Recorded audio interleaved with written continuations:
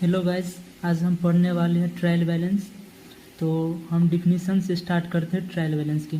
Trial balance is the list of debit and credit balances. ये होता है trial balance में। ट्रायल बैलेंस में हम कोई भी अमाउंट हो गया, वो अमाउंट को हम डेबिट साइड और क्रेडिट साइड दो साइड में डिवाइड करके लिखते हैं। वही हो गया हमारा लिए ट्रायल बैलेंस। और वो हम टेकन आउट करते हैं किससे? लेजर से। ट्रायल बैलेंस से पहले हम लेजर बनाना पड़ता है, फिर ट्रायल बैलेंस बनते हैं, तो हम लेजर से ट्रायल बैलेंस बनाना पड़ता है। It is the statement prepared with the help of ledger balances at the end of financial year. ये स्टेटमेंट हो गया, प्रिपेयर करते हैं with the help of ledger. वही आगे बोले, हम लेजर से प्रिपेयर करना पड़ता है ट्रायल बैलेंस। तो इससे पहले ट्रायल बैलेंस से पहले हमें लेजर बनाना पड़ता है eight the end of financial year. हम ये ट्रायल बैलेंस ईयर की लास्ट में बनाने पड़ते हैं। कोई भी कंपनी का होगा तो लास्ट में बनाना पड़ता है। Trial balance last of the year में बनाना पड़ेगा। तो फर्स्ट हम देखते हैं आउटपुट क्यों हुआ? आउटपुट हो गया हमारे लिए क्रेडिट। आउटपुट क्यों हो गया क्रेडिट? क्योंकि मनी हमारे पास से जा रहा है। तो जा रहा है किसी के पास, जैसे कि ये राम के पास गया, तो हमारे लिए वो क्या हो गया? मनी क्रेडिट हो गया। कोई भी सामान, फर्नीचर हो, कोई भी हो, तो क्रेडिट हो गया। जा रहे हैं तो क्रेडिट हो गया। और इनपुट में आ रहे हैं तो क्या हुआ? डेबिट हो गया। डेबिट कोई भी कैश आ रहे हैं तो आ गया तो हमारे पास तो डेबिट हो गया। तो हम चलते पॉइंट, ये पॉइंट्स रिमेंबर। ये हो गया हमारे लिए 4 पॉइंट है, ये हो गया हमारे लिए। तो ये ट्रायल बैलेंस हम इजी से बना सकते हैं। तो सबसे पहले हमें यही जानना पड़ेगा। तो ये है 4 पॉइंट क्या? तो एसिस्ट हो गया क्या? जैसे कि हमारे पास कोई प्रॉपर्टी वगैरह है, कैश है, कोई फर्नीचर है, तो हमारे लिए एसिस्ट हो गया।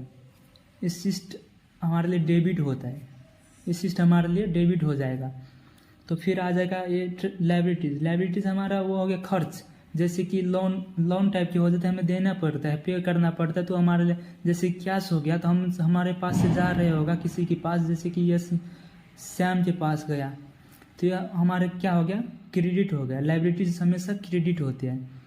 तो इनकम, जैसे कि इनकम, ये राम है, ये राम हो गया। राम के पास से कैश आ रहा है, तो हमारे पास कैश आया, तो क्या हो गया? क्रेडिट। कोई भी सामान आएगा हमारे पास तो क्रेडिट आएगा, मतलब कैश।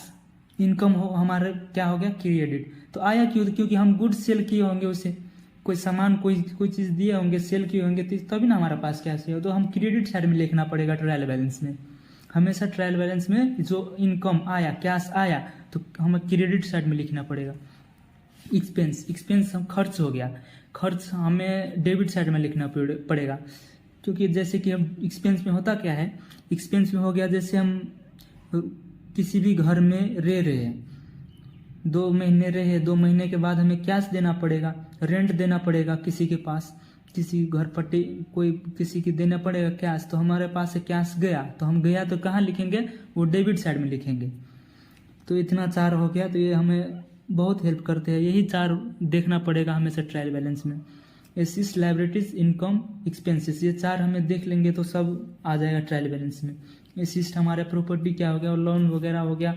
ये इनकम हो गया, हमारा आ रहा है तो हमें क्रेडिट में लिखना पड़ेगा। एक्सपेंस जा रहे हैं तो कोई भी कैश गया तो हमें डेबिट साइड में लिखना पड़ेगा।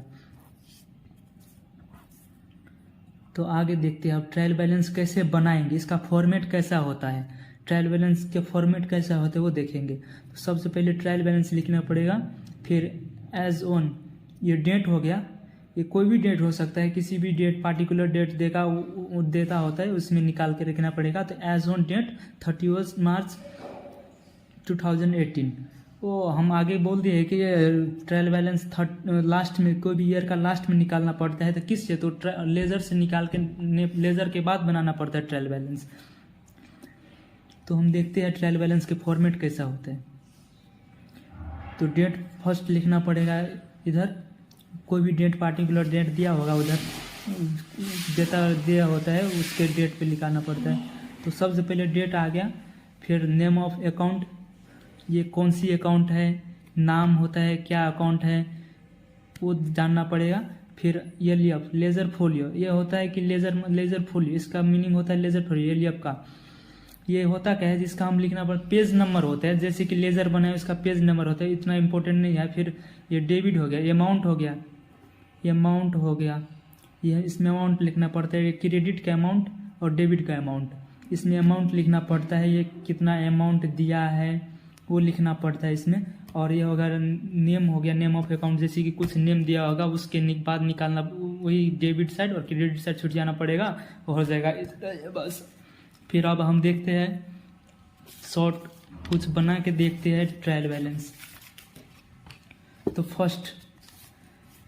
फर्स्ट हम देखते हैं ट्रायल बैलेंस लिखिए एज ऑन डेट, और कोई भी डेट हो सकता है, कंपनी का लास्ट ईयर में लास्ट में बनाना पड़ता है, तो कोई डेट होगा, जैसे कि 2019 हो गया, 20 भी हो सकता है, 18 भी हो सकता है, कोई भी डेट हो सकता है, वो डेट लिखना पड़ता है, वो डेट फर्स्ट डेट लिख देंगे। फिर हम देखते हैं name of account. Name of account में होते क्या है, वो कोई भी जैसे कि नेम दिया होगा कैश सेल्स कोई कुछ भी, तो हमें डेबिट और क्रेडिट में लिखना पड़ता है। सो फर्स्ट हम देखते हैं ये हो गया हमारा अकाउंट पेबल, ये थोड़ा नहीं दिखा रहा है। फिर अकाउंट पेबल है, अकाउंट पेबल तो हमें पे करना पड़ता है, तो क्या हो गया हमारे लिए लायबिलिटीज। हम ये नेचर भी लिख दिया क्योंकि इजी होगा थोड़ा समझने में, इसलिए हम नेचर लिख के रखे हैं। और हमें कोई भी एग्जाम वगैरह में नहीं लिखना पड़ता है नेचर, डायरेक्ट हम नेम ऑफ अकाउंट लिख कर डेबिट और क्रेडिट में छुटा कर लिख सकते हैं, तो ये नेचर नहीं लिखना पड़ता। फिर हम इजी समझने के लिए इजी हो इसलिए हम नेचर लिख के रखे हैं। तो अकाउंट पेबल क्या हो रहा है हमारे लिए, ये लायबिलिटीज़ हो गया, तो हमारे पास से जा रहे हैं, तो हम कहाँ लिखेंगे, हम फर्स्ट में पढ़ लेते कि जा रहे हैं तो कहाँ लिखेंगे, देना पड़ता है, तो वो हो गया हमारे लिए क्रेडिट हो गया, अकाउंट पेबल क्रेडिट हो गया। और अकाउंट रिसीवर, तो रिसीव आ रहे हैं, तो रिसीव मतलब हम रिसीव कर ले, तो वो हो गया हमारे लिए असिस्ट हो गया। तो असिस्ट हम कहाँ लिखेंगे, डेबिट में। पहले बोल रहे थे कि लायबिलिटीज हो गया हमारा, कहाँ लायबिलिटीज क्रेडिट में लिखना पड़ता है, असिस्ट डेबिट में लिखना पड़ता है, और एक्सपेंस हम डेबिट में लिखेंगे और इनकम क्रेडिट में लिखेंगे। तो हम अकाउंट पेबल क्या हो गया हमारे लिए, असिस्ट हो गया, तो असिस्ट हम कहाँ लिखेंगे, डेबिट में लिखेंगे। और इंटरेस्ट हम खर्च हो गया हमारे लिए, हम देना पड़ता है, कैश दे रहे हैं, तो इंटरेस्ट हमारे लिए क्या हो गया, एक्सपेंस, क्योंकि खर्च रहे, जैसे कि हम रूम भाड़ा रह रहे, तो रूम में रह रहे, किसी के रूम में रह रहे, तो उसे कोई भाड़ा देना पड़ेगा, पार्टिकुलर अमाउंट कितना भी हो सकता है, 100, 200, 500, 10,000 कोई भी हो सकता है पार्टिकुलर अमाउंट, तो वो हमारे लिए क्या हो गया, एक्सपेंस हो गया, खर्च हो गया। तो खर्च हम कहाँ लिखेंगे, डेबिट में लिखेंगे, तो ये डेबिट में हो गया। फिर आते हैं रॉ मटेरियल, कोई भी चीज़ हमारे पास है, जैसे कि कंप्यूटर मोबाइल कोई भी है हमारे पास, तो क्या हो गया हमारे लिए असिस्ट हो गया। कोई भी घर हो सकता है, घर भी रॉ मटेरियल कोई सामान वस्तु हो सकता है, तो वो हमारे लिए क्या हो गया, असिस्ट हो गया। तो असिस्ट हो गया तो हम कहाँ लिखेंगे, डेबिट में। और फर्नीचर तो असिस्ट हुआ, तो फर्नीचर हमारे पास सामान है, कुर्सी टेबल वगैरह है, तो हमारे लिए क्या हो गया, असिस्ट हो गया। तो असिस्ट हम कहाँ लिखेंगे, डेबिट में, तो 250 हो गया।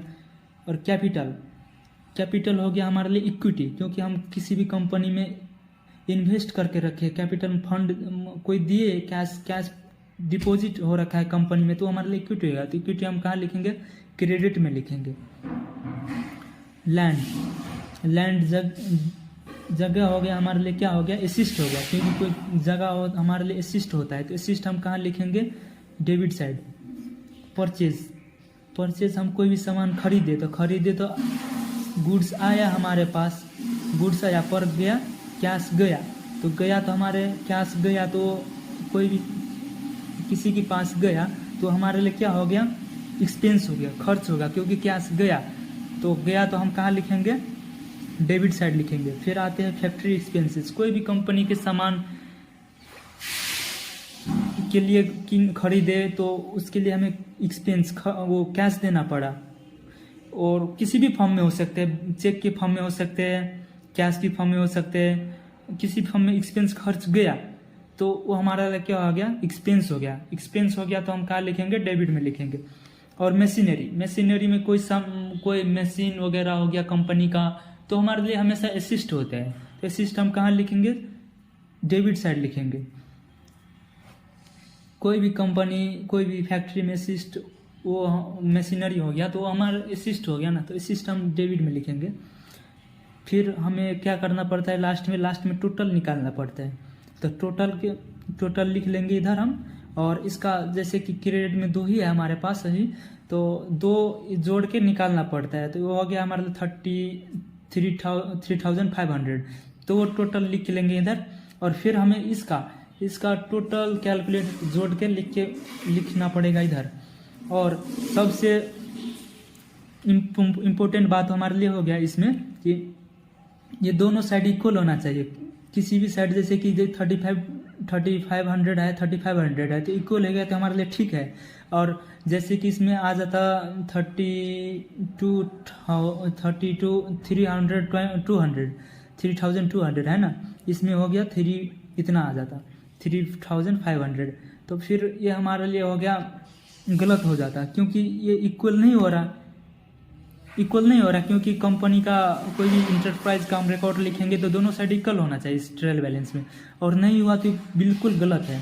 तो फर्स्ट हमें यही चेक करना पड़ेगा कि किधर मिस्टेक हो रखा है, तो उसका फिर ठीक करके लिखना पड़ेगा। तो इधर इक्वल आना चाहिए, किसी भी ट्रायल बैलेंस में इक्वल नहीं आ रहा है तो वो गलत हो गया। तो फर्स्ट हमें ये काउंट कैलकुलेट करके जोड़ के लिखना पड़ता है, तो इक्वल आया तो ठीक है। तो बस गाइज ऐसे ही हम ट्रायल बैलेंस बनाते हैं। मिलते हैं अगला वीडियो में। Thank you.